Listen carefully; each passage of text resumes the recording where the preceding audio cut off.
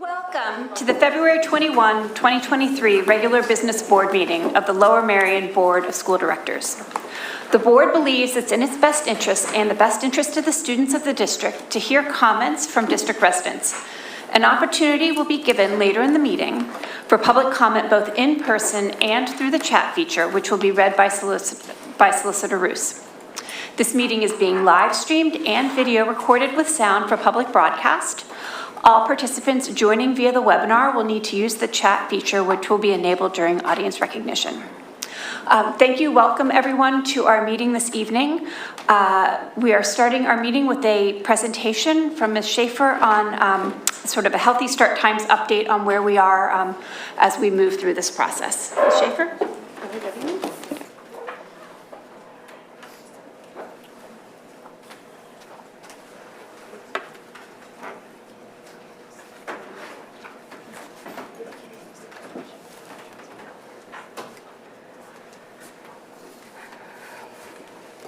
Good evening, everyone. I'm happy to be back here again to talk a little bit about where we are with Healthy Start Times. My first meeting in my new role was to talk about initiating our Healthy Start Times conversation with a target of implementation in the fall of 2023.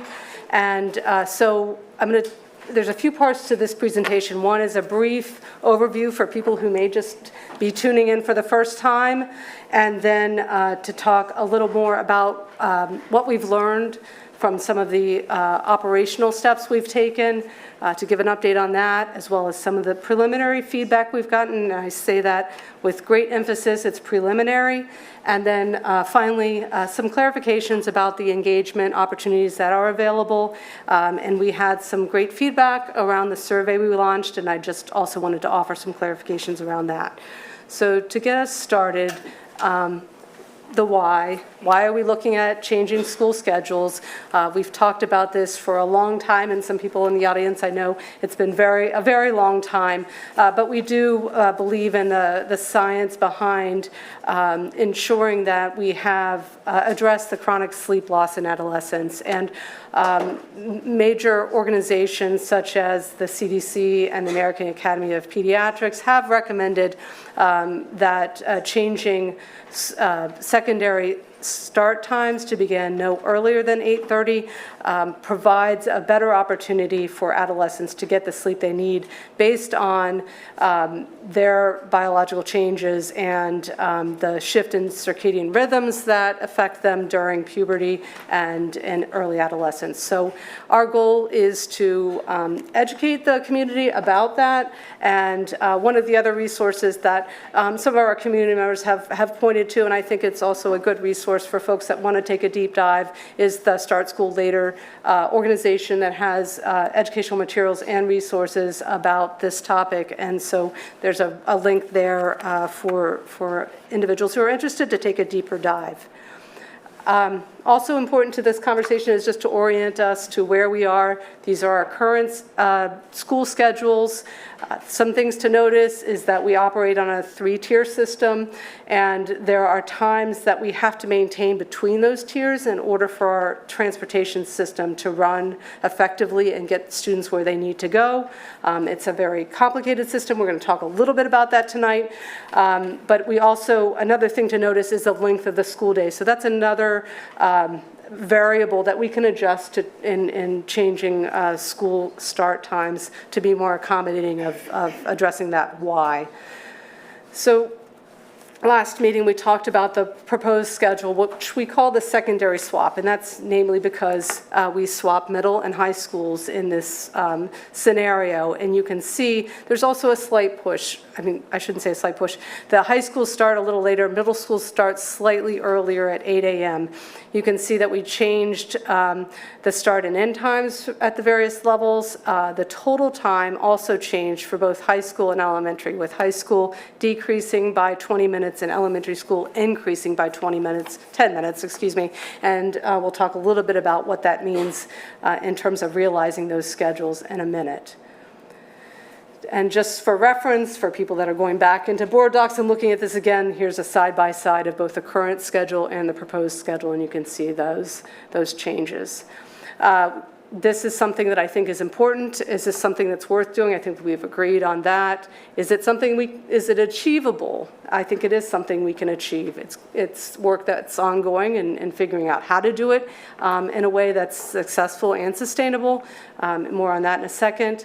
Are there some compromises? It depends on how you look at it, but there are situations that aren't going to necessarily run the same way they are now. Obviously, we have different start times. Those impact families differently, and so that's something we're working on understanding better through the engagement that we're doing right now, through surveys, through some listen and learn sessions, also through our emails that we're collecting at sleep@lmsd.org, is to figure out how this is going to impact families and staff and what we might be able to do to try to minimize or mitigate some of those impacts so that we can move forward. And I'm not going to check, is it easy to do? I'm not going to pretend like it's an easy thing to do, but it is something we're working through. Before we launched these surveys, we did, because of the feedback we've received through various groups that have been working on this project for a while, is identifying some of those challenges up front. And these were sort of identified as themes. In other words, they came up more than once. The impact on the earliest and latest drop-off times. That was a question that came up, and we're hopefully going to give you a little insight into that this evening as a concern. The middle school start time now being a little bit earlier doesn't meet that recommendation, which we acknowledge, and there might be ways that while it may not meet that time, are there other things we can do from an education standpoint to help our families and our students understand the importance of sleep and things that they might be able to do at home that allow them to maximize sleep. So those are just things that we were aware of going into the conversations that we're now having. The goal for the district is to make a change that is both successful and sustainable. And one of the important things I'll point out there is that we make allowances for adjustments. So I think people have talked about this or used this phrase, don't let perfect get in the way of good, because it might mean that we're going to move in a direction that's going to necessitate some adjustment in the future because we live into it, we learn from it, and we think about things a little bit differently once we experience them, good, bad, or otherwise. The operational status, and here's sort of the highlights, the new things for the audience and the board this evening is the question about how do we need to adjust our work to make this work? So some of the questions that have been presented that we've been working on, this reflects ongoing work. We're not at final answers or solutions yet. Some of the highlights for this evening are around transportation adjustments. We're going to take a quick look at some of those estimated times that people have asked questions about. Also, the high school schedule. We have a schedule that, have identified a schedule that we think is doable, and we're going to talk a little bit about that. We do have remaining concerns about how that impacts our students that attend Central Monaco Technical High School, and we're going to explain a little bit about what that looks like tonight. Elementary schedule, not going in a deep dive tonight, but that is under review. We do have some concerns regarding the impact of the staff workday and supervision, because when you increase the time of the day that students are present versus the time of the teacher or staff workday, you have 10 minutes more that we have to account for in terms of student supervision. So while 10 minutes doesn't sound maybe like a lot to some people, it really does matter, because when we think of the great things that, for example, teachers do during time that they have away from students but can be with colleagues, the planning that they do, the meetings that they can have that might involve, IEPs or family meetings or a call to a family, those are all things that can be done in 10 minutes. So that is a really, valuable time period that we have in our workday. Adjustments to before and after care. Some of the questions that have come in have been around that adjustment to the morning time period for elementary in particular. We have been in touch with our on-site provider who can adjust their schedule. We're also looking to explore ways to potentially partner with them for additional coverage during that time. That necessitates them to go back to their team as we're getting back to our team to figure out who might be able to provide that supervision, but those things are in the works because we know that is an identified need.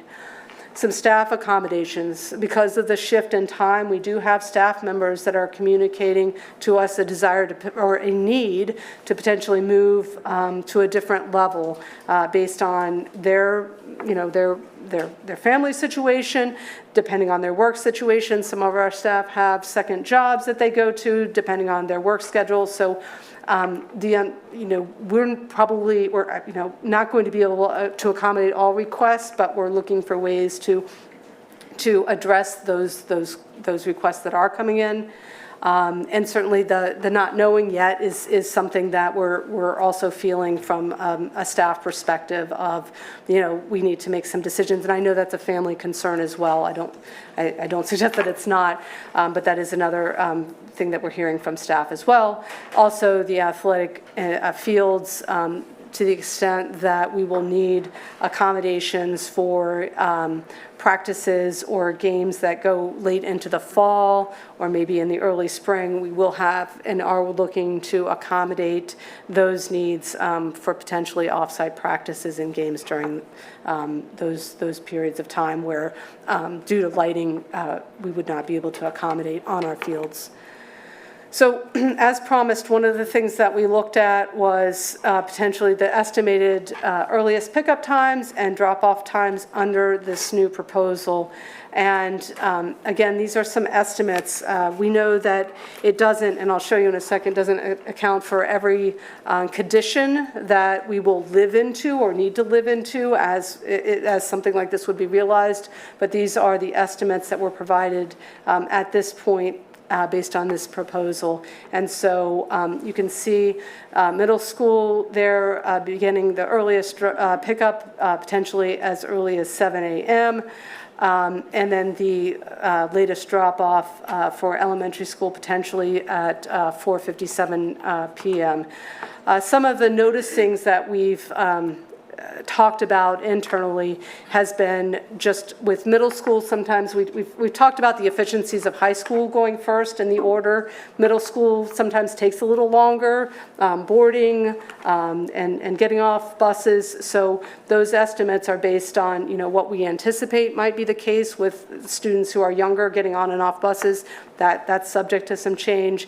Elementary school being later in the evening, we want to make sure we have on-site, sufficient on-site staffing in terms of our dispatch systems so that if we have needs, oftentimes with elementary, because of wanting to make sure a parent or guardian is there to pick up an elementary student, we want to make sure if for some reason we have a mix-up or a student ends up at a school function as opposed to on a bus, that we have sufficient staff to receive those calls later into the afternoon. Again, some of these estimates, and this is the disclaimer of this presentation, which is traffic patterns, potential ridership changes. They were thinking there might potentially be an increase on the secondary side because of the adjustment to the schedule. There could be a decrease. We're not sure. That's what we're anticipating, though. Non-public schools may change their bell schedules, which could change these times that are projected, as well as transfers that will also just need to be sort of realized and may necessitate some adjustments to those estimates. So some additional transportation adjustments that are in progress, issues such as late runs, how does that impact late runs, community-based instruction, midday runs, special situations involving such as split custody or attendance area exceptions that are where transportation is provided based on programmatic reasons, after-school programs and clubs. Again, I want to emphasize our intent is to maintain the level of service that we have. But some of these things are, again, works in progress to, best understand what what these variables will look like once we move forward with this potential scenario. So the schedule for Lower Merion and Harriton High Schools, it reflects a reduction of 20 minutes as the proposed schedule showed. Preliminarily, we have a framework for a revised schedule reflecting this deduction by primarily capturing this time and transition. So we're not seeing a big impact to our instructional programming, that we can manage this through some shaving of transition time. I would highlight this has been fully vetted. Typically, when we go into a process of changing a schedule, we have a committee. We spend a lot of time studying it. We want to make sure we have buy-in from a number of different stakeholders. But in the interest of time and the task at hand, we do believe that we can create a schedule that is doable and meets those hour requirements for the Pennsylvania Department of Education. That said, we do believe any additional reductions would compromise that design and would need a more in-depth review. Central Monco Technical High School. There's a lot of words on this slide, and I apologize for that, but I wanted to make sure it was out there for review, because their schedule won't change just because ours changes, and so their day starts at 8 a.m. So we're going to have to figure out how we manage getting students for both sessions, because we'll need students attending both morning sessions and afternoon sessions. And we think, it's doable. But we do need to continue to work through how we will provide the transportation, how will we provide the supervision, what will those extra 40 minutes look like for a student that we're anticipating who comes back from the program but doesn't go right into lunch and learn. When will lunch be provided for the students that are going to the PM session, because that's not an option at the site. So we're going to have to work through some of those details. Again, something that's in a work in progress, but wanted to make sure that we identified that as a change for these students in particular, because it will have an impact on likely on the length of their school day. So we thought it was important to call that out, because that was also something that we were seeing reflected in some of the feedback we were getting, concerns around this particular schedule. So we wanted people to know that we are paying attention to it, and we want to continue to work through it in a way that minimizes the impact on these students. A summary of some of the feedback we've received to date, and these are, again, summary points, and I think tried to be reflective of what I've shared so far, just the emails that we account for, and that will later be analyzed by Dr. Christina Paul. We have a number of people that have shared their perspectives with us, and we do read every single email that comes through, and this is a summary slide that shows some of the themes that have emerged that we're seeing. I don't know that there's anything surprising here that we haven't heard or talked about in connection with the schedule. But again, you see some of that impact on our Central Monco students reflected in some of the staff concerns. We see students and parents liking the change as well, because of the ability to capture that sleep that we've been talking about, especially at the secondary level. We know that at the elementary level, there's concerns both from parents, guardians, and staff around that later school time, going later into the afternoon. And I think that's something that we continue to talk about internally, like what are some of the things that we can do about that. I know just having a conversation with a couple of the elementary principals, currently we try to schedule specials such as PE or recess later in the day, but that's our primary grades, so not everyone can be scheduled at that time because that doesn't work either. But there are some strategies I think we can talk about and see if we can more broadly apply them across the elementary that might mitigate some of those concerns. Next steps for us, we want to continue to provide updates to the board and provide as much information and feedback as possible so that a decision, relative to the fall of 2023 is made in the month of March so that families, so that staff, so that the administration can plan accordingly. To that end, this is a refined slide about the engagement opportunities, which were also highlighted in the letter that went to community and to staff. The listen and learn sessions I should also add, we're sending out a follow-up communication that'll either go out tonight or first thing tomorrow morning that adds a number of additional listen and learn sessions we heard that feedback right away. That includes a variety of times and locations. A lot of them are virtual just because of our timeline, but those are going to be available for registration by tomorrow. And we also have sessions for staff. We continue to have the designated email account that we're monitoring. And then the survey, which I'm going to talk a little bit more about, that has been made available to families and staff. We were also, and I believe the letter went out today, I'm looking at Dr. McGloin, to families indicating that we will be providing opportunities for students in grades 5 through 12 to complete that survey during the school day, and we're going to designate some time for that to happen.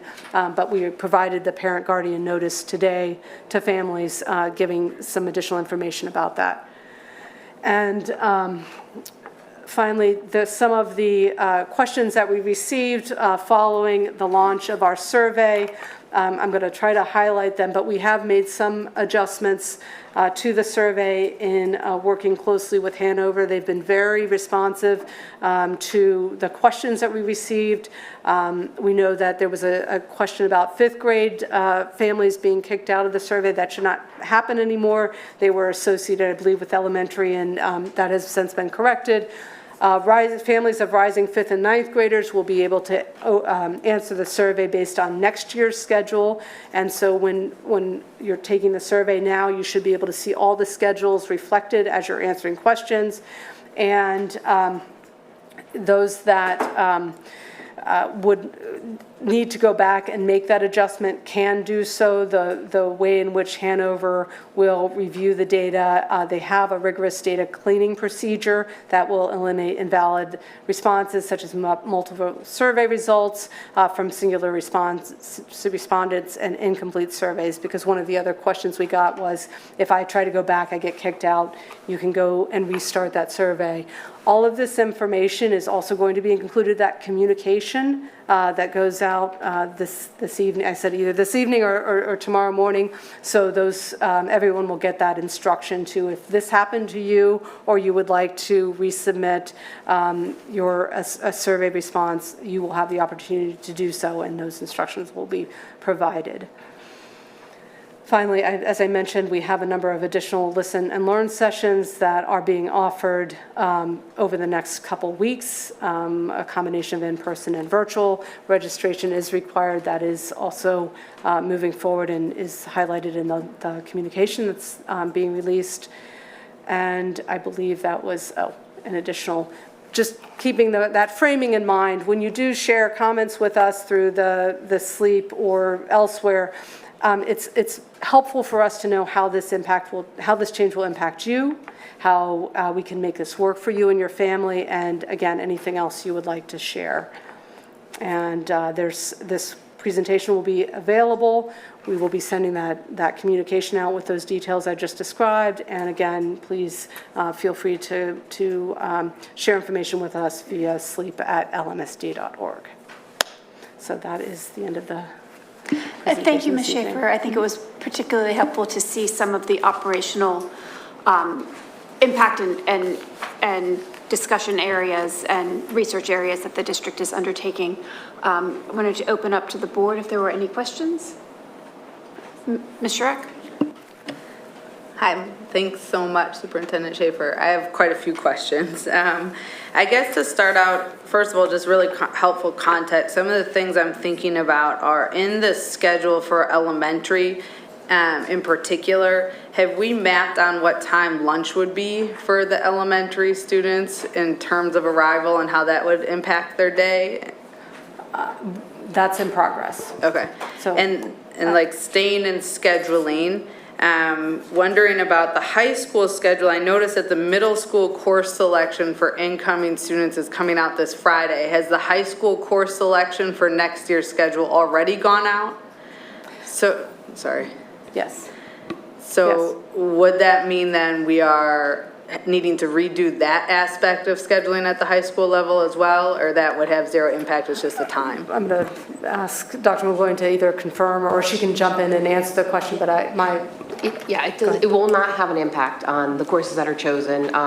What we're looking at is a reduction of some lunch and learn travel time in between, and then some shaving of time in classrooms, but nothing that's substantial or that'll impact the schedule in general. Okay. Do you want me to keep going, or other people an opportunity? Okay. Another question that I had, when you talked about right at school expanding their schedule and care and going back, is that still, though, a service that parents and families would pay for, or that's something that the district is exploring? yes, and we're also exploring, when I said that we're looking for ways that we could potentially partner, because if there's a supervision that we can provide, obviously that has a budget impact, but we're seeing whether there's ways for us to partner with them, because they already have staff on site to do that, but we both have to sort of figure out budget-wise and what that would look like for them. So it is an exploration to see if there's ways that we could propose potentially sharing that type of supervision or doing it on our own, but that's still in progress. Okay, gotcha. And when at one point you shared, not in tonight's presentation, but at another point you shared the start time of neighboring districts and how actually very few in Montgomery County have a later start time for high school in particular, and the possible implications on extracurricular competitions, shared activities, sports, etc. Has there been more information or research around that? Beyond the schedules that we're aware of in Montgomery County, we're anticipating, especially in like next year, a lot of those schedules get set now. So what we're anticipating is that students may miss more time in class. We've said that before because they would need to leave for a competition potentially earlier if we're not able to negotiate a later time with those districts that have an earlier start. So there's sort of some commonly established start times for games, for example. But our intent in talking with our athletic directors would be to try to work out later times if we could, so as not to have to, have kids miss as much class time. But I can't say that schedule has been set, but it is on our mind of a need. Can I follow up briefly? So the chart that we saw was from Montgomery County, and we sort of straddle this weird thing where we're in Montgomery County and a lot of work we do is with Montgomery County, but I believe we're actually the only Montgomery County school in our athletic division. We play in the Central League. Okay. And that is like Haverford, Radnor,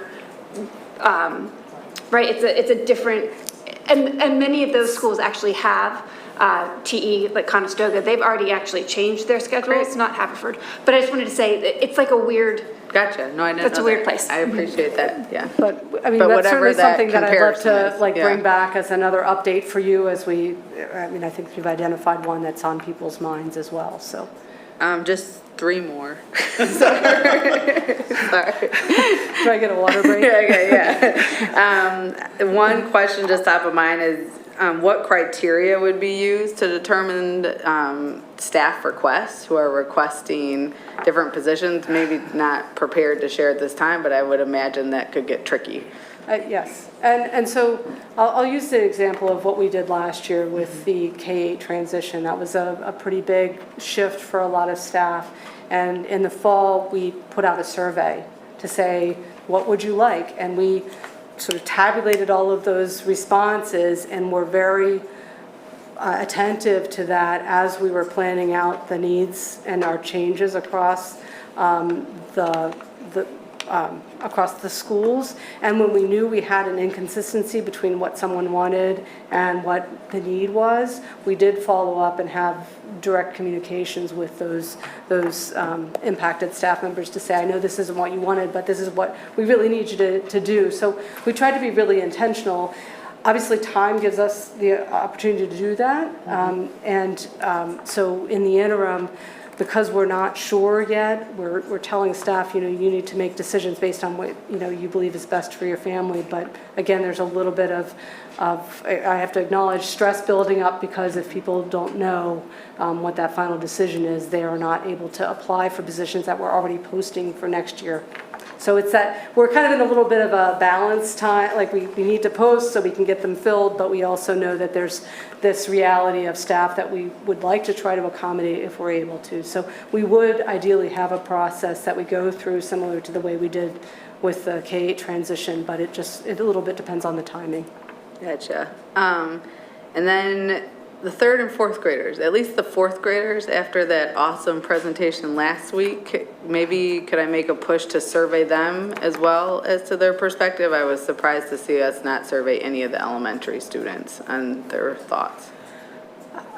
Since we were doing it in school. We did talk to Hanover a bit about that, so I think let us go back just to see because they designed a survey that, yeah, I think in thinking about who the end user is, so maybe we can talk to them a little bit more about, or figure out a way that we might be able to get some of that input from.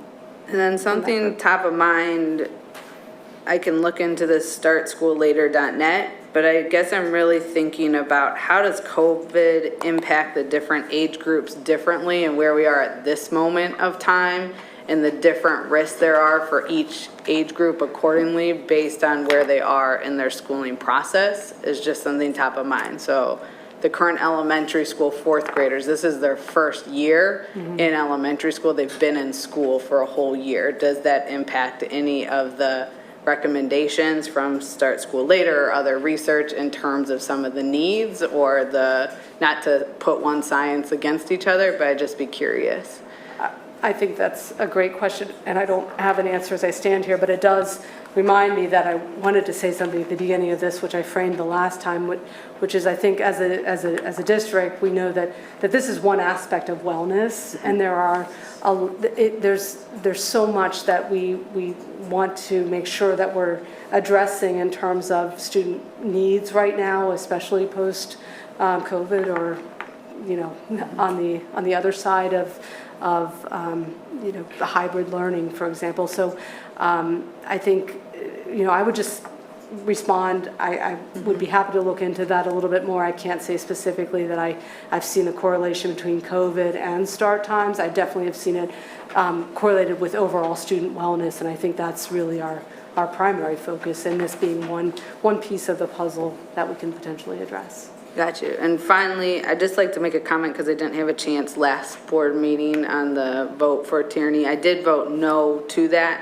I want to clarify or just state that I'm very much in support of the start times. I am concerned of the plan that was presented by that group and the truncated amount of time that we were proposing to do community engagement around a single issue, given the integration of the multiple issues we have at play to have a long-term plan. So just wanted to put that on public record because I didn't get a chance last week. Thank you. Thank you, Ms. Schrock. I just wanted to note that Ms. Garrison is joining us virtually. So Ms. Garrison, if you have any questions, please jump in. No, I don't have any questions at the moment. Perfect, thank you. Ms. Kalish. Thank you. So my question is around how we're integrating the feedback we're going to have and how we're planning as an administration and a board to sort of review that feedback in terms of some like people wanting different ordering and who that information is coming from. So I know we haven't decided that, but if you had any thought of what that process would look like for us as a group. I think I'll take it in shorter steps. I think what we're going to try to do is continue to update as much as we can the community. Now, we don't have very many board meetings between now and March, but our plan would be to work with the teams that we've brought on board to synthesize and collate what we've received to date, share that out so that there's an opportunity for the community to understand where we are at that point in time, importantly the board to understand where we are at that time, but in terms of the actual vision of specifically how that will be broken down, I think that's still in the planning process. Okay, I just want to make sure that we as a board have the ability to take action beyond vote on the current proposal or vote to not change start times. That is just something that I'm not concerned about, but something I just want us to keep in mind to make sure that we as an organization build in time to have that discussion before we're making final decisions. And I know this timeline is like real short. So I appreciate all the work that's going on behind the scenes on this. Thank you. Dr. Sautner? I only have 3, I promise. Okay, so first, we basically put a 40-minute window in between each age bracket. But I feel like I've heard that the high school kids are the fastest, and the middle school kids are the least, and then the elementary school, or the middle, and then the elementary school kids are the slowest, getting on and off the bus. So I feel like I'm saying none of this right, but you get the point. You did. I think. Would that give us a possibility to be shrinking that, since the elementary kids are going last, the fastest kids are going second? Is there going to be an ability to catch up some of that time? Because I'm not going to lie, that end time makes me have 5 more questions. Yeah, no, the schedule that's presented is pretty much as truncated as we can make it between tiers. You'll see that in the afternoon, I believe, there's a bit of a, so there's typically more ridership in the morning than in the afternoon, especially at the secondary level. So you can see there is a slight adjustment at the secondary level between high school and elementary, where it goes from 40 minutes to 35 in the afternoon. So there is a little bit of a shave there in recognition of that, but that's as tight as our transportation department feels like they can get it. And that, I'm sorry, I was going to ask a follow-up. So, and that scheduling, right, knowing that elementary is last, they already are last, right? So we already have a sense of middle and high school, right? That they're about the same and they are being flipped. Correct. So I think that it seems to me as if whatever options that there would be for sort of tightening it would have already been done, because they're already trying to. Yeah, it just seems weird if they're all different in their behaviors, that the time in between is almost the same. That's where I'm getting stuck. So, and you can see right now, I mean, this is actually trimmed down from the current sort of corridors that are existing between the levels. So for example, it's 7:30 and 8:15 at high school, so there's a 45-minute, so we're already pushing a reduction there that we think can happen. But I think we're, just based on the amount of times that I've heard Mr. Wilson's talk about the need for that time in between, whether you could squeeze another minute or 2 out of there. I think what he would hesitate, and I'm just not going to pretend to speak for him, but I think where he would hesitate in this moment is because of those disclaimers I described earlier. about, you know, we don't know what those traffic patterns are going to look like. I don't know that he would feel comfortable saying we could reduce it even further, standing here today. But we would do an assessment. Well, I think that's to the point of like success and sustainability. What's a lived-in experience? You know, it could go more, it could go less, but I think that's where we can potentially make some further adjustments. So second question, right at school being changed around and then that potentially having at multiple schools and not just at a few schools, does that change the busing situation where kids have to get picked up and moved back Right to School is in all of our schools right now. I think we have their wraparound program is at the administration building. So that's the only, when we talk about transporting right at school, it's kindergarten only, and it's to the administration building for that half-day kindergarten program. Got it. Okay, thanks. Yeah. And then last question, fourth grade elementary school students still walk home by themselves. So what is the impact in our communities 5 o'clock is dark. And so what are we thinking about the safety of our kids walking in neighborhoods that we love very much, but also understand the way people drive in our neighborhoods? That would be something we're still exploring as a need. I mean, there's crossing guards, but then that's just not a solution for every single corner that we have. So I think that's something that we'll have to continue to look at as far as what are options that are available. And it's not what I would say a theme that's risen to the top. I think more is the transportation timeline than walkers that I've heard so far, but I'm not saying that it doesn't exist as a concern. It's just not one that I've heard as a theme yet. Okay, thanks. So a quick follow-up again on the bus timing. I think was sent a note that the high school and middle school runs, they cover a larger area as well. Thank you. Right? So that's part of the difference, right? The math is not working. Yeah. Any other questions from the board? No, Ms. Garrison? Great. Thank you very much, Ms. Schaefer, for this update. I think it was very helpful. It gives us the opportunity to hear more and ask more questions. Thank you. Next on our agenda are committee reports. As always, we try to start with our students. So Ms. Simmons from Merion, if you would like to give your report, I would appreciate it. Thank you.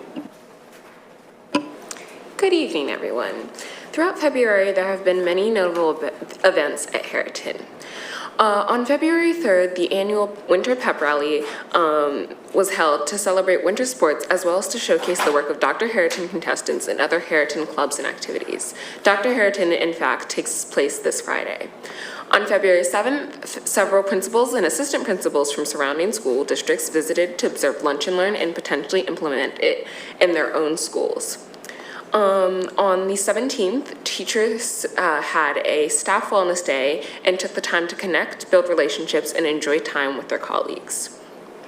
Throughout the month, Black History Month has been celebrated in advisories, with our next advisory being on Friday, and quilt making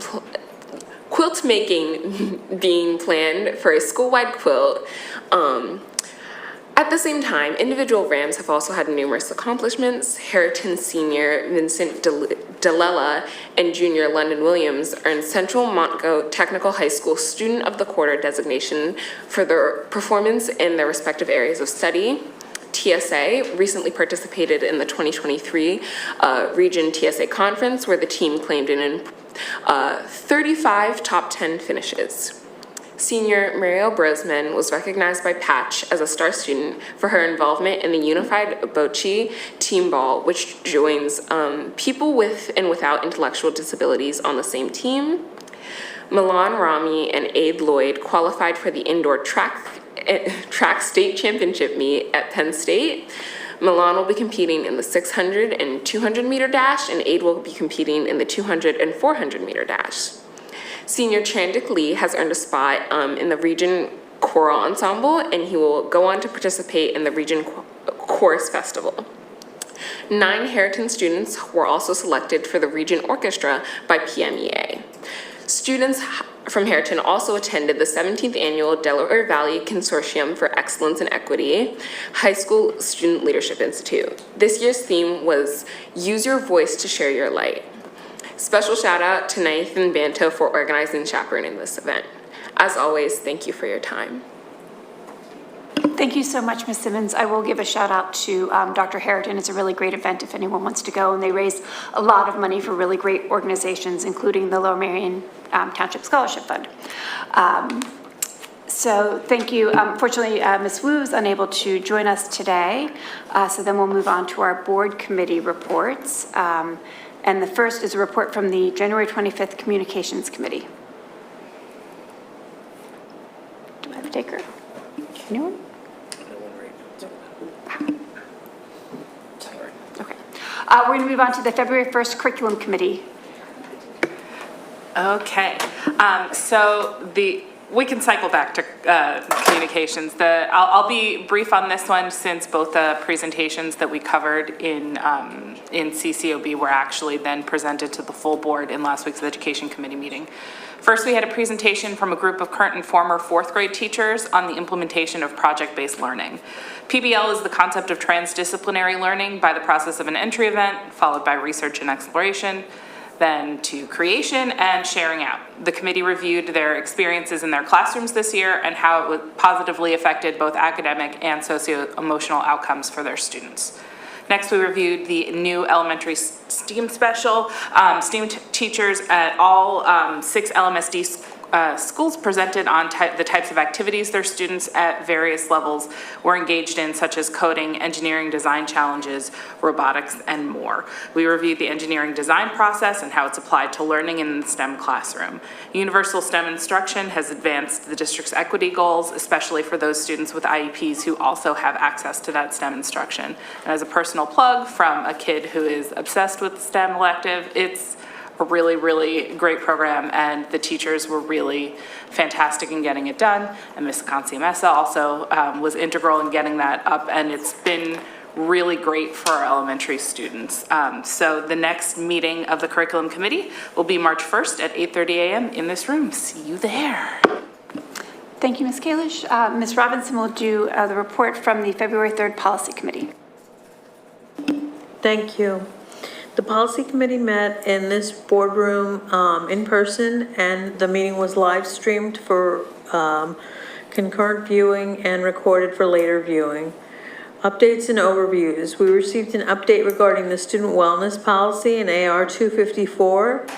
A committee of principals, wellness council, students, among others, will meet to discuss the policy in AR in greater detail. Possibly we'll get this back in May or June this year for adoption. Proposed for adoption was AR 825, relationship with law enforcement. This was discussed and there were no changes from the first reading. First readings, we had policy 8-, which is cybersecurity, which is a new policy. It's a new policy that is preparing for adoption with the safety and protection of members of the school community in mind. There will be an administrative regulation forthcoming in the near future. Policy in AR 136, home education. This policy is coming to the policy committee as there were changes in the related law. It requires the approval of home education programs, as well as the services which are available to the students when home educated. It does not cover homebound education, such as when a student is ill or home for some other reason. We then discussed policy in AR 604, property tax, penalty, and interest waivers. The policy states that the failure of the taxpayer to receive a bill for a property that the taxpayer has owned for more than 1 year is typically not considered a rare or extraordinary circumstance. However, beginning in 2023-24 fiscal school year, the board will automatically waive additional charges on the real estate tax of taxpayers who failed to receive a tax notice during the first year of ownership of real property. The taxpayers need to apply for and properly submit a waiver request as detailed in the administrative regulations. Then we went on to Administrative Regulation 114-2, Individualized Student Supports and Services, which covered Section 504 compliance. This was briefly discussed as it is going to be brought back after we received some additional guidance from the Office of Civil Rights, or OCR, of the U.S. Department of Education. AR 124, extracurricular and co-curricular activities, is being considered for the same issue, guidance from the OCR. And then we had AR 610, purchasing was reviewed for related changes in the law.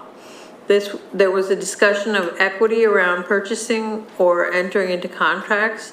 The district will be looking at this issue with a lens towards the recruitment and advertising processes. The next meeting of the policy committee will be on March 3rd in this boardroom. Thank you. Thank you, Ms. Robinson. And then next is the facilities and purchasing meeting update from Ms. Schaffmeister. Thanks. Take a deep breath. Yes, yeah. Sit back, relax. This will be a long one.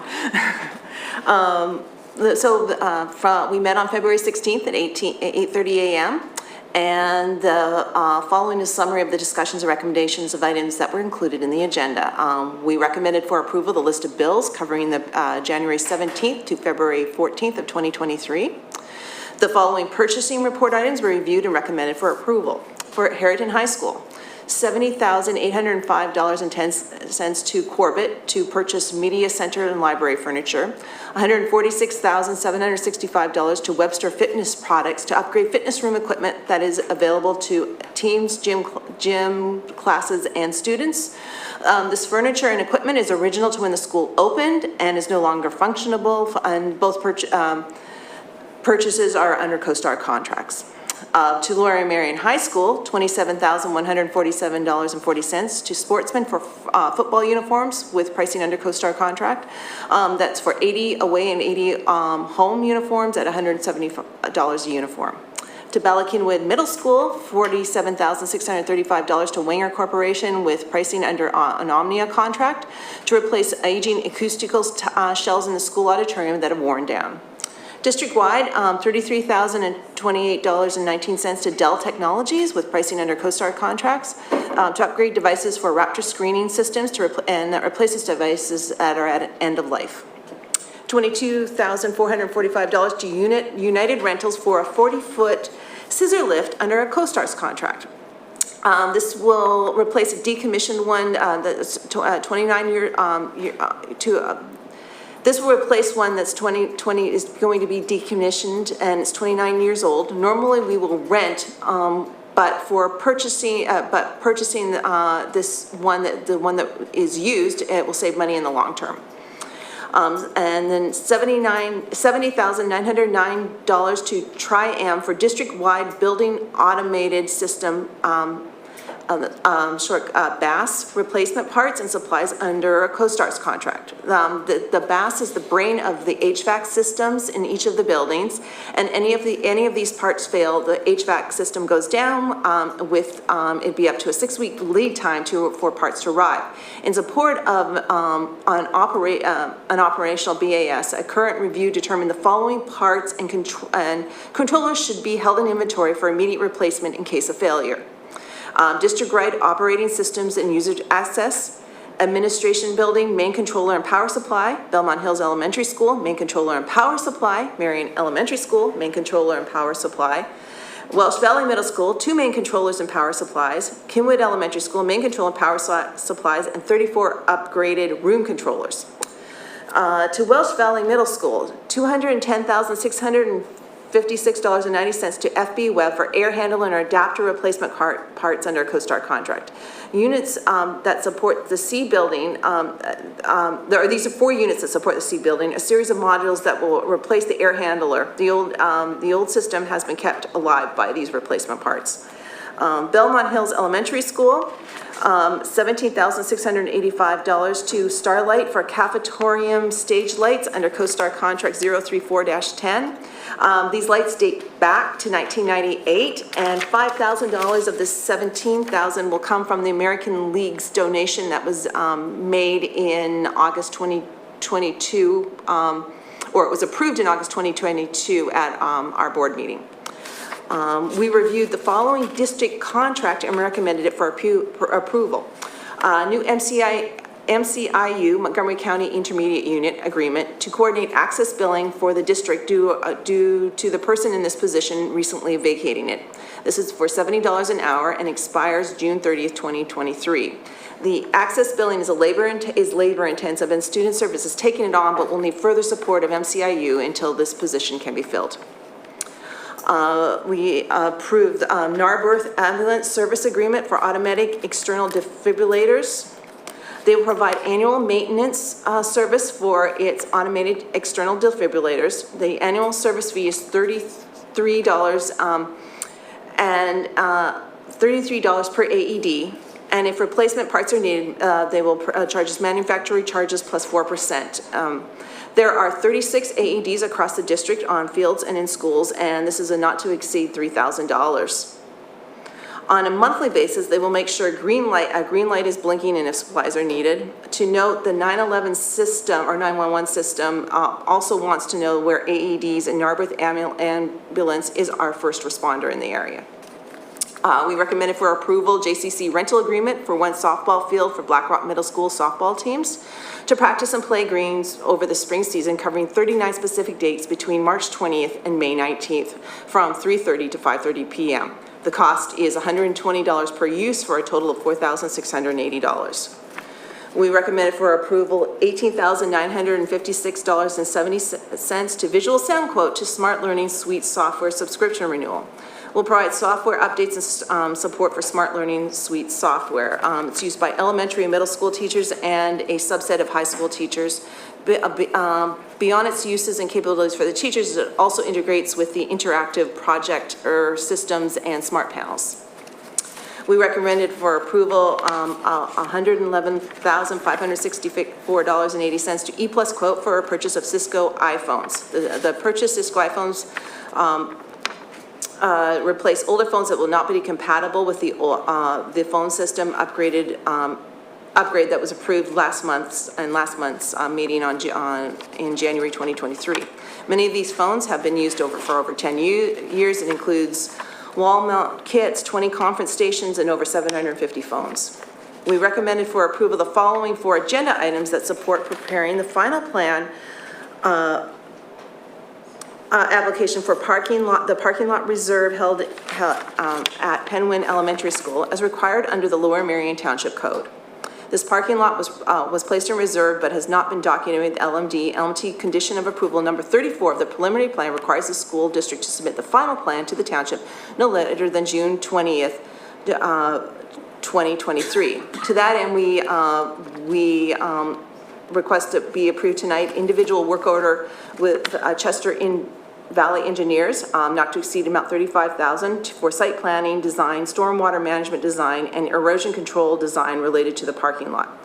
Individual work order with Gilbert Architects, Inc., not to exceed $12,500 for layout design of proposed pedestrian ramp and landings.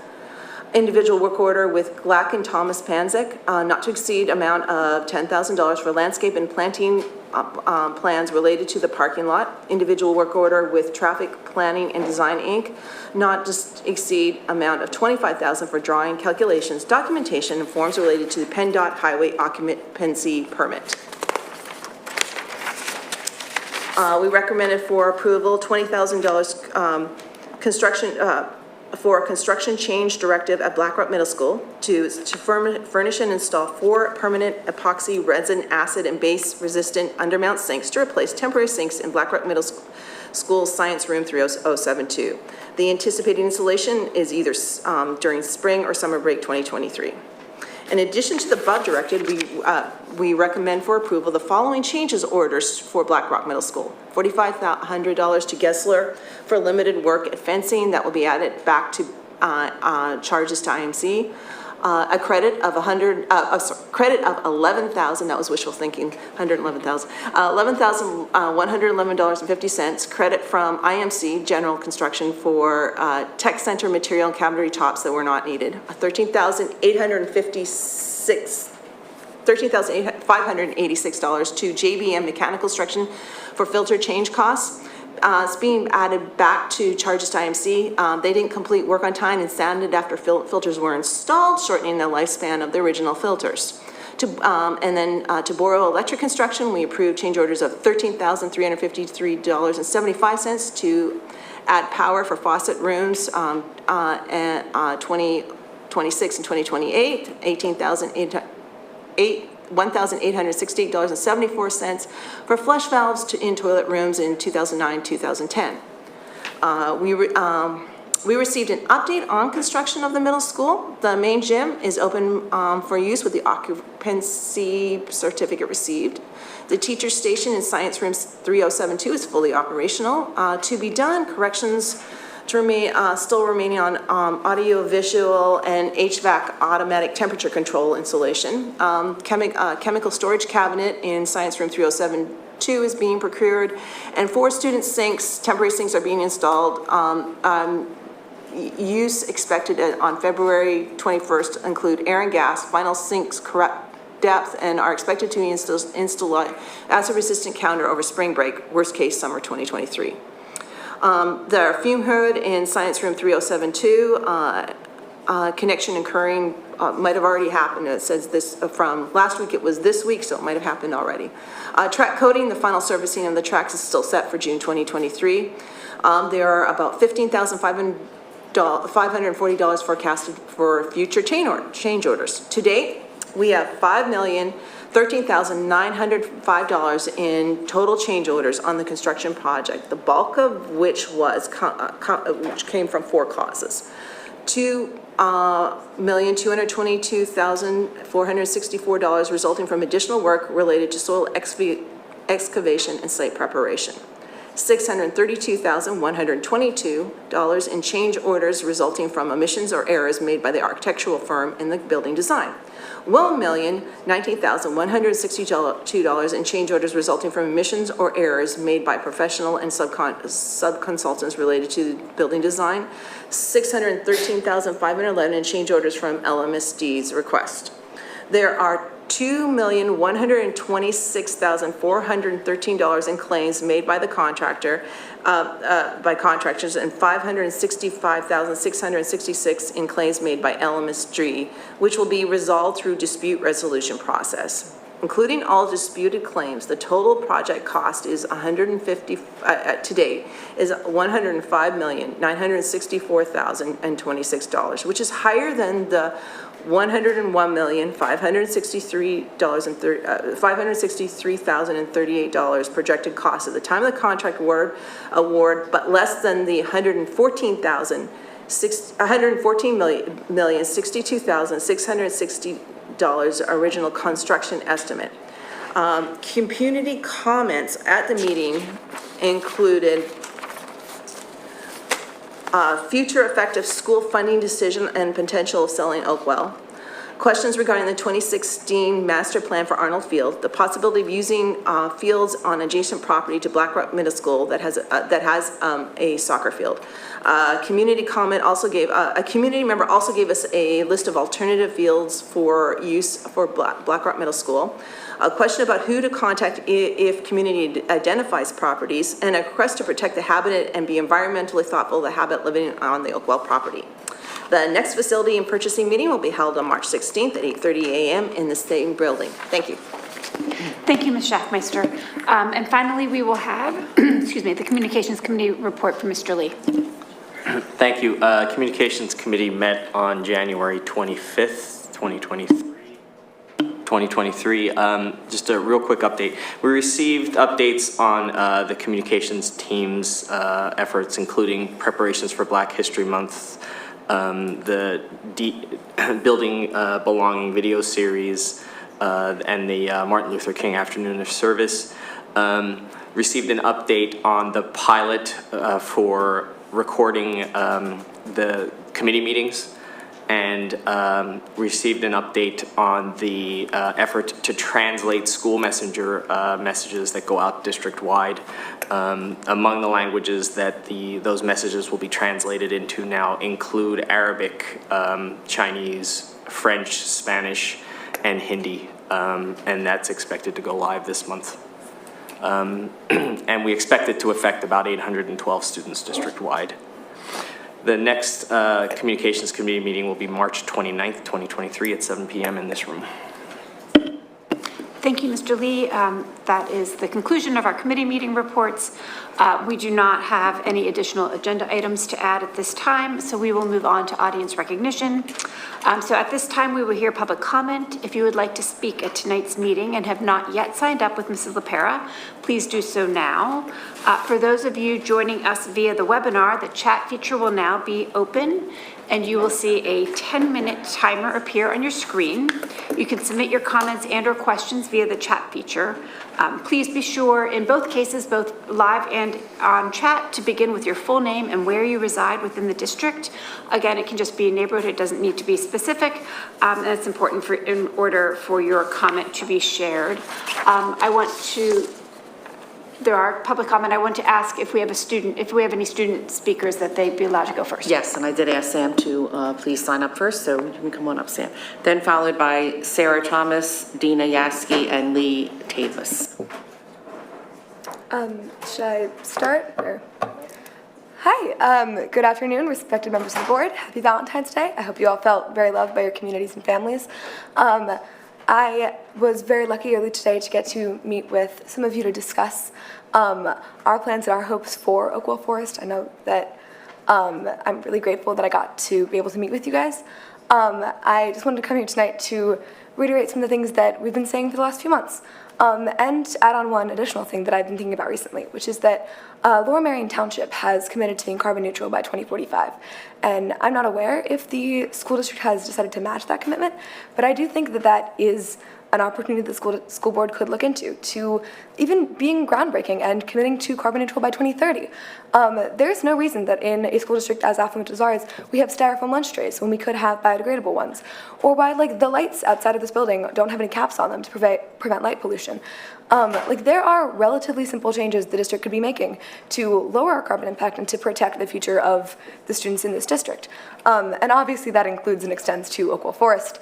And I've been really lucky to be able to speak with a lot of members of the board, and I'm sure you've heard our comments before, on the importance of preserving Oakwell and the importance of protecting those watersheds and that historical resource. And I look forward to further collaboration there. I wanted to add one thing that is outside of my usual scope of comment, which is that I heard during Ms. Robinson's comment on, or report on the policy committee, a policy on police involvement in schools, or law enforcement involvement. And I will admit I have not researched that policy, but I do hope that the views of the board agree with the views that I've heard from most students I've talked to, which is the correct place for cops in a school is nowhere, the correct times to call the cops on a student is never, and that the ideal purpose of teachers and school administrators is to keep police presence outside of schools as much as possible. So I didn't want to put my voice out on that. But yeah, I'm mostly just here to extend my gratitude for the school board for being so willing to listen when it comes to issues like Oakwell and healthy school start times and really everything. You guys have really shown an amazing commitment to community engagement that I hope we can continue. Thank you and have a great evening. Thank you, Sam. I just wanted to quickly say that it was fantastic talking to you and your student colleagues today, that it was a really fruitful discussion, and I feel like we actually were able to have a conversation where we were able to go back and forth and really get to the heart of a lot of issues and where we were each coming from. And so I just wanted to say that I appreciated your making time for us in the middle of the day. Okay, Sarah Thomas, Dina Yaski, Lee Tavis, and then Lisa Prosden. Sorry, just quickly, I just wanted to try to respond to one of your comments. and I enjoyed our time together as well today, so thank you for your time. Regarding the policy question, we've long had a requirement to have, and I'm looking at our solicitor, an MOU, a memorandum of understanding with our local law enforcement that kind of describes the relationship that we have with the police, and I hear your voice there. And we also acknowledge that we need them also in service of some of the situations that occur that are about student safety, staff safety, and things like that. So it really outlines the parameters of our relationships and honoring like what our respective roles are as you described them, right? Thank you. Sure. Sarah Thomas, Winwood. I'll be speaking about 2 items tonight, healthy start times and Oakwell. Regarding healthy start times, I'm sure you've gotten lots of feedback about various issues with the survey.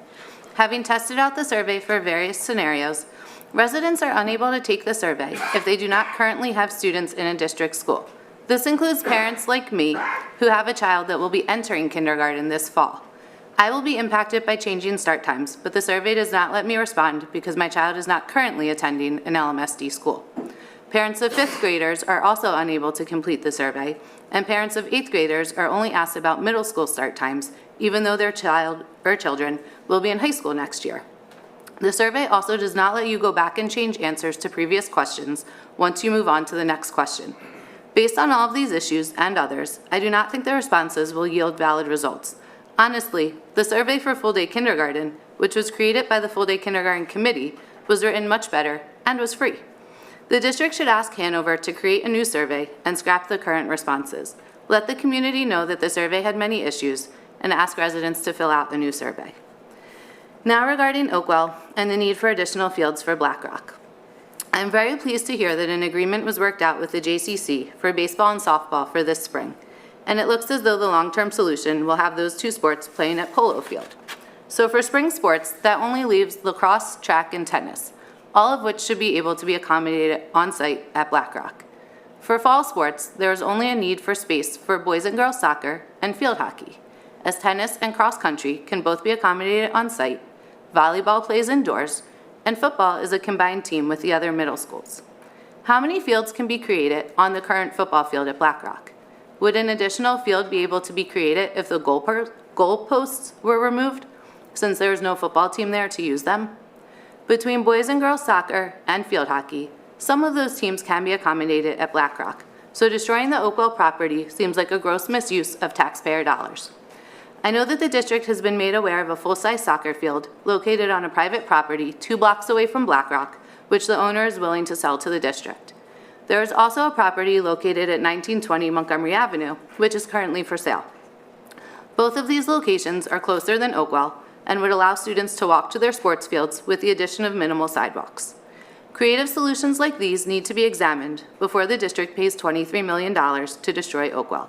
When can the community expect an update regarding Oakwell and field space for Black Rock? There have been many recent presentations about full-day kindergarten and healthy start times, but no recent update on the fields other than the agreements with the JCC and Polo Fields. Thank you. I'm going to jump in, and this is a soapbox issue of mine. None of our schools have football fields. All of our schools have multi-purpose fields that are available for all of our students, and I think it's really important as a district and as a community that we recognize that girls and non-football players use those fields as much, if not more, than the football teams. And that's a very specific, and I apologize, that is just one of my soapbox issues, but I think it's really important that we acknowledge that they are multi-purpose fields used by all sports and used by girls and boys, and that we not refer to them as football fields. Yeah. Can I respond back to that quickly? Sorry, we can have I'd be happy to talk to you afterwards, thank you. Sure. And just to respond to the survey questions, I shared, and it will be shared in a communication about some of the responses, the feedback we got about the survey. We have been in touch with Hanover about the design, some changes that they've made, so that's also in the communication. And they're not recommending that we scrap. They believe that we can move forward with the adjustments that they've made. And there was a scope based on the timeline we had of who we could involve in the survey, and so there was a targeted audience to that survey. And so to answer the question about who has been, we did the outreach to, just because of the timeline, we limited it to current families. So thank you for your comment. Hi, good evening. Dina Yaski of Wynwood, and I'm speaking tonight as a converted Healthy Start Time supporter. I want to commend the district, community health members, students, parent advocates like Lisa, who I think have done a great job of getting the science and information out to a person. I can really only speak for a person in my sphere of engagement, but I think that you guys have done a great job. I like to think that when you know better, you do better. And I now know that adolescents need a different sleep schedule to function healthfully. I also know, as a person and an educator who works in schools, how frustrating it can be on your end to solve difficult problems. Parents want change, they speak out, they complain. Schools give them what they ask for, and parents still often complain. And I understand the frustration and the interest in getting something done. But I think that most of us parents are not naive enough to think that there is a solution to this puzzle that will please everyone. And when making a district-wide decision like this that's going to affect every student and every family, I really believe that you have to seek out the solution that will bring the greatest good to the greatest number of people. The current proposed order, beginning with middle school at 8 and ending with elementary at 9:20, doesn't provide the greatest good. The science and the data that I have been presented with, and you guys have gone to great lengths to responsibly share, says that we're in a health crisis and our adolescents need to start school later. If that's the case, then how can we in good conscience put middle school first and make them actually start school earlier? How can we sacrifice adolescents in grades 5 or 6 through 8 in favor of those from 9 to 12? How is that even ethical? How do we expect fourth graders to graduate from elementary school and then transition to a new start time an hour and a half earlier? How can we expect elementary families to absorb a significant financial burden? How can we expect a 6-year-old who is, according to research, waking up and at their prime at 6 a.m. to ride a bus home and a ride home close to 11 hours later near 5 p.m.? How can we accept poor educational, social, and emotional outcomes for 3/4 of our grades? I think the answer is we shouldn't. We need a schedule that starts middle school and high school later, but doesn't keep elementary students in school past exhaustion and their ability to learn. We also need to not just accept our current busing limitations as forever facts. And thank you, Dr. Slotner, for making those questions tonight. Okay, out of time. Thank you, Ms. Yaski. Mr. Travis? Then Lisa Process and Holly Manzoni. Hello, I'm Lee Tabus. I'm a resident of Haverford, and my wife Nancy, I'm sorry, you said children. you're, excuse me, resident of Haverford? Yes. So you don't live, you're not a resident or taxpayer of Lower Merion? Haverford, Lower Merion Township. There's one. Okay, fine, all right, fine. It is a little confusing. I'm a graduate of Harriton High School. My wife went to Lower Merion. We have 4 children. They all graduated from Lower Merion School District. I have 3 grandchildren now. They're in the Lower Merion schools. And I'm glad that I got a chance to come. I can't say that I ever came to a board meeting before. And I appreciate all the different challenges. And I think that you are doing a great job, the administration and the board. So thank you for that. I wanted to talk about the Black Rock Middle School playing fields. All our kids played sports. Sports are a very important thing. I think it was wonderful that the district was able to find that property that's nearby. And I don't know if we're calling it Oakwell, but in any event, I know there's a lot of people that organized and My understanding is that there's a compromise, and the compromise includes some fields at Oakwell, which compromises. I mean, that's a fact of life. I think that would be a great thing, and I think there's a majority of residents that are probably quiet, that don't say anything, and I wanted to represent that side of things to say that I'd like to see some fields at the Oakwell. I think it would be a good thing. Thank you. Thank you.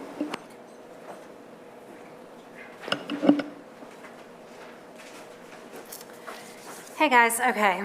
Sorry, I've got a bunch of scribbles here. I had something prepared and then I modified it a lot.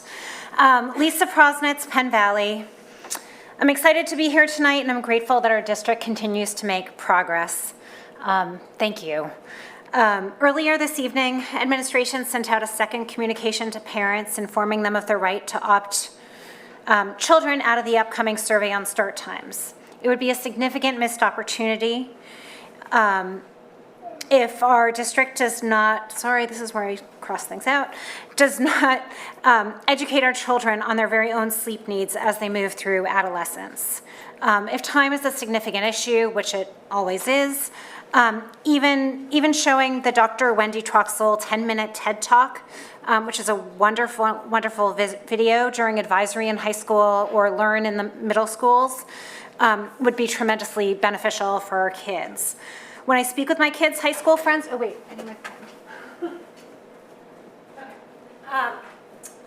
When I speak with my kids' high school friends and ask their opinion, I hear concerns about after-school activities, jobs, homework load, and staying up later. I take the time to explain the research that supports later adolescent start times. That research shows how activities shift, jobs shift. We really do need to address some homework issues in the district, but that no, kids don't stay up later. In fact, we know that students do get more sleep. For instance, the Seattle School District, which delayed start time by nearly an hour, carried out a pre and post research study to show that there was an increase in the daily median sleep of at least 34 minutes, which was also associated with a 4.5 increase in the median grades of the students and improvement in attendance. Hearing it from me is not the same as hearing it from a sleep researcher. Those of you who are parents know that we don't always carry the same credibility. We are close, and we share the same goal of creating the healthiest environment from grades K through 12 in which our children can thrive. I ask that you push more education out to parents, students, teachers, and staff, including updated FAQs based on the feedback that you've received. And adequately dispelling the myths surrounding the change. I would also like to see in there details on why the schedule, the new proposal, is what it is. Those of us that have been kind of following this for a long time know the incident, like the proposal from 2017 and how that was received. But I think a lot of our parents that are newer to the district don't really understand and haven't really heard what happened in October of 2017 and some of the details around the busing and all those limits. Was it 17? 19. Yeah, sorry, everything's a jumble in my head. Ms. Schaefer, your summary slide on why we are making this change might also be helpful to include. I thought there was a lot of great information in there, so I just would love to see that shared. Thank you, guys. Thank you, Ms. Prosnitz.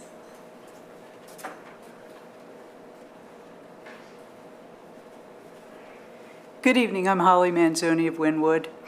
I've been hearing a lot from the community about this compromise that, well, we'll just put some of the fields on Oakwell.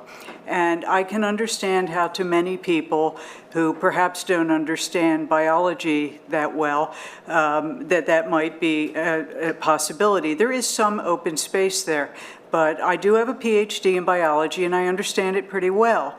I think everybody knows trees grow up to the sky, they have their leaves that come out, and they're able to capture photons from the sun, and using that energy and the carbon dioxide that they take in from the underside of their leaves, they can make sugar. That's great.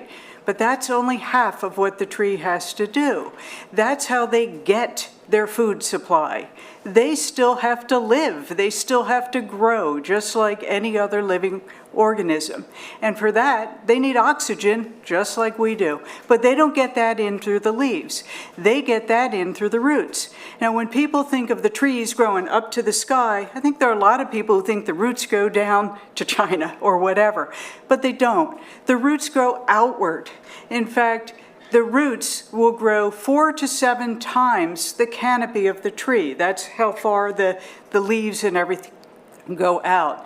And they're very shallow. They're on the surface. If you look at pictures and diagrams of the roots, you'll see it's a lot like a capillary bed in our bodies. And if you get whacked on the arm, you're going to get a bruise because you've broken some capillaries. At the same time, if you have shoes that are too tight and they're constantly pushing on your foot in a certain spot, you're going to get a bruise there too from the constant or regular pressure.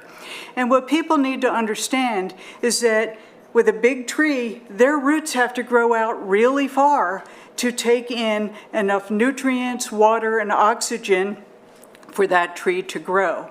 And what happens is, if you put a bulldozer in there, that's going to damage those roots, just like it would hurt your capillaries and cause a bruise. And when the roots are damaged, that tree will ultimately die. Now, not only would the big equipment coming in to make the fields damage the roots, but steady, constant use, heavy use by kids running around on the field will also bruise those roots and kill the trees. And we want to be reasonable. We love the idea that you're seeking compromise, but you need to understand scientifically that any fields on Oakwell will kill the trees. Thank you. Thank you, Ms. Manzoni. That's it for the in-person comments. Thank you, Ms. LaPera. Mr. Roos, if you could read the online comments. Be happy to. Is my volume okay? Okay. First comment, Abby Rubin, Balakinwood. Thank you. Want to reiterate our support for full-day kindergarten no later than 2024 and to ask for an update on space constraint mitigation. Ezra Wood, Merion Station. I applaud the school for pushing to implement the new start times for fall 2023 and not postponing this crucial issue for more years. A couple quick points. 1, if there are any resulting complications involving interscholastic sports because other schools still have earlier start times, this is not a reason to postpone or cancel the proposed new start times. Instead, it will be a reason for all those other schools to move their high school start times later too. 2, there is a concern that if school starts later than high school students, there is a concern that if school starts later, then high school students will just stay up later and not actually get any sleep. This is simply not true. Studies have been done in school districts that have changed their high school start time and found that indeed students do get more sleep. Strongly urge all school board members to note that no schedule will be perfect. The question is whether the proposed change is an improvement, and the answer is clearly a resounding yes. Kay Sickles, Balakinwood. Please explain the comment about moving athletic practice and games off-site. Please provide the status of temporary light idea that has been discussed and whether that idea has been dismissed.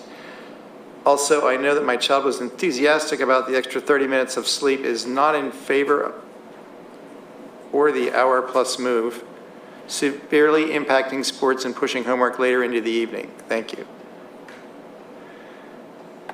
Next is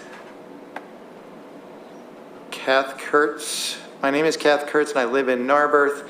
I am here to ask you to do something pretty radical but actually fairly simple. Take a pause on Oakwell, just step back and put a hold on any building at Oakwell. Comments I'll split up, it's a little difficult. Let the new eyes coming onto the board take a fresh look at possibilities and hold off spending millions of dollars on a field at Oakwell. Fresh eyes may find alternative and better ways to spend the millions of dollars that a field at Oakwell would cost.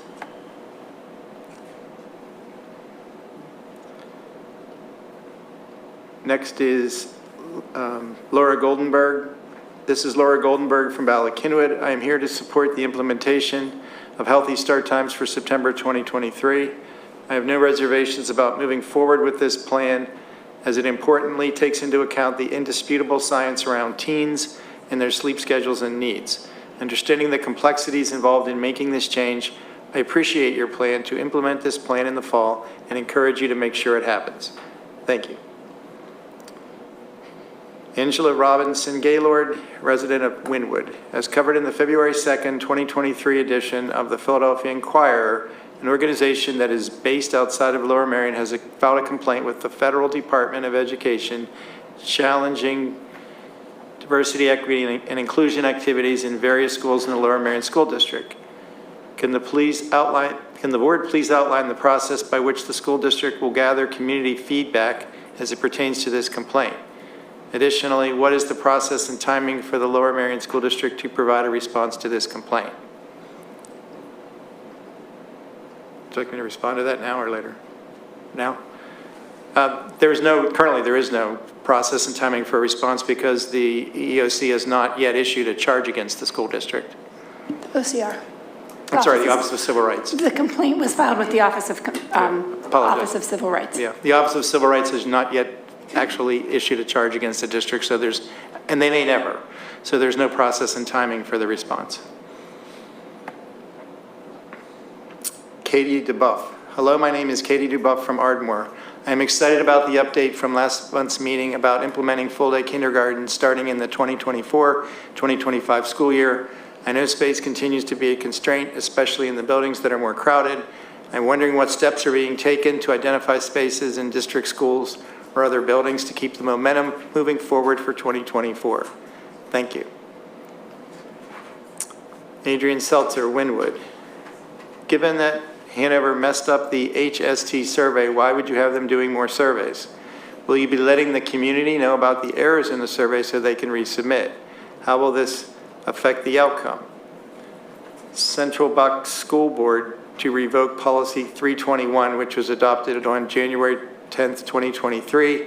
We also ask that they issue a formal apology to students, teachers, staff, and the broader community for the harm it has caused. Policy 321 on partisan, political, or social policy advocacy activities would ban educators from displaying symbols or voicing an opinion relating to partisan, political, or social issues. This ban includes items such as flags, pins, or posters with rainbows that support the LGBT community, items that support the racial justice movement like Black Lives Matter, and most recently, the district administrator deemed that a poster with a quote from Holocaust survivor and novelist Eli Wiesel was included under the ban. Only after intense public scrutiny did the district reinstated Wiesel's quote. Adrian, I sent this to all of you, and will you commit to signing on to this petition?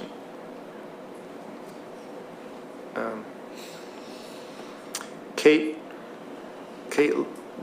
Legge. My name is Kate Legge, Wynwood, PA. I want to express my concerns that there has still not been an explanation as to the rationale behind the order for the start times.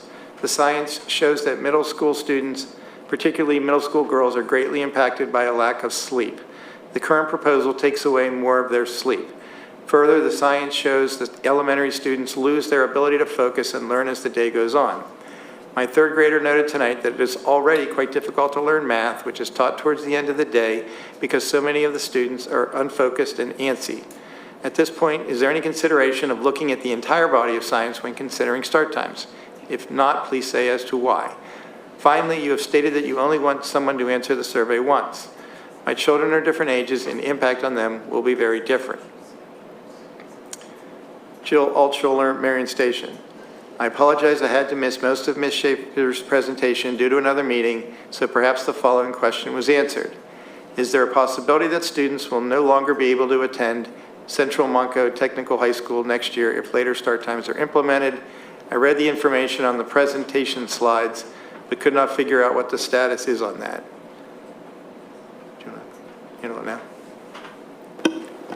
No, we anticipate needing to make adjustments, but not that students would be precluded from attending that program. Okay, and I have one last comment. Is that what you have? Yes, you can. Yeah. Esther Kim, Penn Valley, the current start times are inflicting chronic sleep deprivation on our teens. This is dangerous for their physical and mental health, as proven by pediatricians. Also, teen drivers are at higher risk than adults for causing accidents. That risk is made worse by the chronic sleep deprivation. Thus, the current early start times endanger the entire community and must be made a priority over all the other issues. If teachers don't like healthy and safe start times for the kids, they are free to seek employment elsewhere. Also, practice on Arnold Field is an optional extracurricular activity for a few kids and should not force all other kids who don't use Arnold Field into a state of chronic sleep deprivation. Please recognize that a health issue takes priority. All the other issues must be arranged around health and safety. Did you say Genevieve Saylor? Where's this one? One more, sorry. No, I didn't. Genevieve Saylor from Bryn Mawr. The Zoom connection for tonight's meeting was impossibly frail. Audio and video constantly cut out. Slides were illegible. Respectfully request technical review of and reinforcement so residents can participate in meetings virtually in a meaningful manner. We did have technical difficulties at the very beginning, but they were fixed. Will they be fixed? They were. Will the recording, did it impact the recording? I'm not sure if it affects the recording or not. Mr. Frazier's saying it should not. It should not. It should not affect the recording. Thank you. So even though there were technical difficulties, hopefully people will be able to go back once the closed captioning is done and the video is online, be able to see the beginning of the. Okay, thank you. I also just want to note there were several comments about that there was an existing agreement regarding 1835 and the Black Rock Middle School playing site. I just wanted to say that we are still in process of working with Haverford and Lower Merion Township to finalize that agreement. And once that is set in place, and it's something that we will vote on as a board to partake in that agreement. After that point, there have been conversations with various stakeholders around that site, but there is no plan and whatever opportunities are made available or sort of discussed, the board will come and present that at a meeting, or the administration will present that at a meeting. But I don't want any people to think that there's like this existing alternate plan that exists, because there is not one at this time.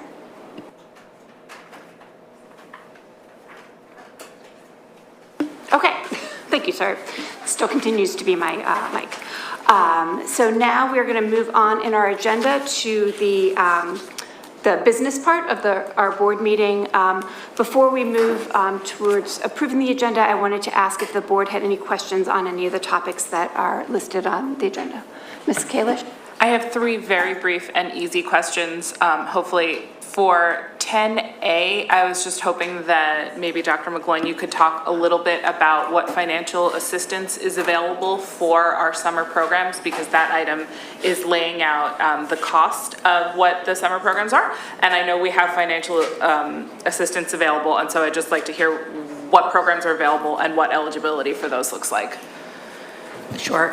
So students that qualify for free and reduced lunch, actually we pay for them to go to these programs. In addition to that, those SPIES this year will also be funded partially through the ESSER grant. So this is our last year of ESSER funding.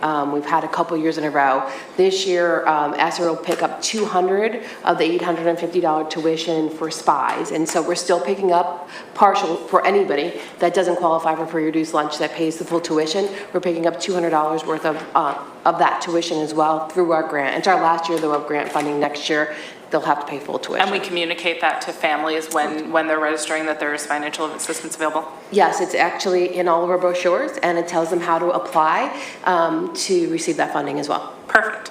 And to clarify for people that might not know, ESSER funding was COVID funding. Yes. So my next question is 11D on the supplementary security officers. And I was just wondering why we need extra security officers, and how and if how will they be armed?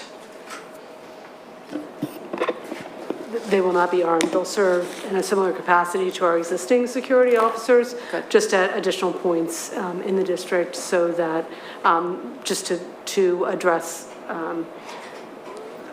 flow of student traffic, especially at the high school. Okay. Lower Merion High School, between the buildings, and have additional presence, but they are not armed. None of our security officers are armed. Good. And so I'm just wondering how the need was identified. It was identified through, from the building. Okay. And it's a temporary measure just to see if that assistance is helpful, and we're evaluating what may be a longer-term solution for our buildings. Great, thank you.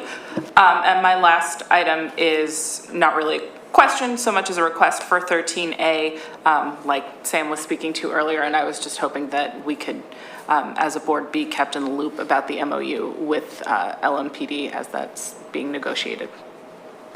We shared that out over the past few policy meetings as it was in first review, second review, and voted on it previously. Okay, and so but that's not coming to the board tonight, is it? The policy is, but not the MOU. The policy simply states that there is one. The MOU's been, was approved.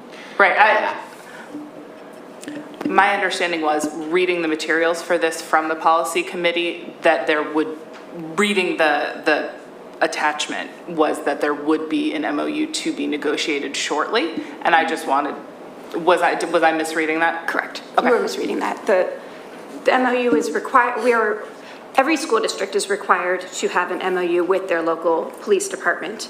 Ken, can you speak to how often that's? Yeah.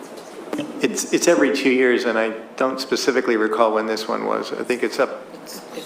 This year. Next year? Coming up. Yep. Yeah, This it is will the be second- coming up. The end of the second year. Okay, great. So something to discuss with your successor. Thank you so much. Thank you. So are there any other questions from the board? Ms. Schaffmeister? Yeah, I have a couple. Actually, one on 11D as well. I was just wondering, what type of training do we give to the security that they follow the policies and procedures of how we interact with the students within our buildings? We partner with the company to provide the training around the policies we have, and then in-house, they're managed by our supervisor of security, who does, on-site training with them. So they're both expected to be trained on our policies by virtue of the contract we have, but also check-ins with our security team. So if anyone has concerns about anything related to them, they are, they should be directed to us in the, first instance, so we can review any of those concerns. Great, thanks for that. And then the other one I noticed is it is M under 12 facilities, and the theft and vandalism of the catalytic converters. This comes from a lens of where I work at the preschool, where I work. Our school buses became our area became like their shopping ground for. We made the news because 3 times they were cut off, replaced. And I'm just wondering what kind of security measures we're implementing to ensure that doesn't start happening. All of our buses, when they're parked overnight, are parked within secure gated areas. There's lighting on those facilities, and there's also camera coverage. Regrettably, the camera coverage is only going to tell you about the incident after it happened. So we do have them in gated, fenced-in facilities overnight. Okay. Thanks so much. Thank you. Oh, terrific. Okay. So do we have a motion to approve tonight's agenda via consent? So moved. A second? Second. All in favor? Aye. Aye. Any opposed? Any abstentions? Motion passes. Now, do I have a motion to approve tonight's agenda? So moved. Got it. A second? Second. All in favor? Aye. Aye. Any opposed? Any abstentions? Great. Motion passes. Mr. Roos, can you please give us a report on the Sunshine Act?